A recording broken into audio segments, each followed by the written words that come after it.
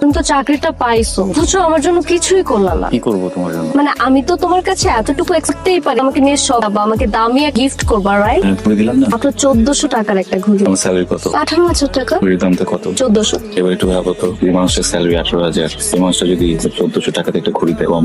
তো দেখো, তুমি এই সরকারি চাকরিটা পাওয়ার পরে আমি বেশি খুশি হয়েছিলাম, কিন্তু এখন তো দেখতেছি তুমি আমার জন্য কিছুই করতে পারতেছো না। বিয়ের আগেই তুমি এত বাবা মায়ের সাইড টানতেছো, আমার জন্য এত কিছু করতে, এরপরে তুমি কি করবা? কি বলতেছো তুমি? বাবা মা থেকে আসলো এতটুকু একটা স্যালারি পাই, তোমার কি মনে হচ্ছে যে এটা দিয়ে বাবা মার জন্য প্রাসাদ বানাচ্ছে? আমার মা ঠিকই বলে, বেশি মা ছেলের প্রেমে পড়া আমার একদমই ঠিক হয় নাই। সরি, আমার মা এসব বলেন? আমার মনে হয় তোমার মা তোমার মাথাটা নষ্ট করে দিচ্ছে। কোনো মাকে এই কথা বলতে পারেন? এটা তো চাকরি পেলাম, তাই না? বিয়ে করে ফেলি, কি বলো? তোমার স্যালারিটা যখন 18,000 থেকে 1,00,000 টাকায় যাবে, তখন তুমি আমাকে বিয়ের কথা বলবে, ওকে? তুই যে কল দিচ্ছে তো রিসিভ কর। কেন ওর সাথে তো ঝগড়া করিস?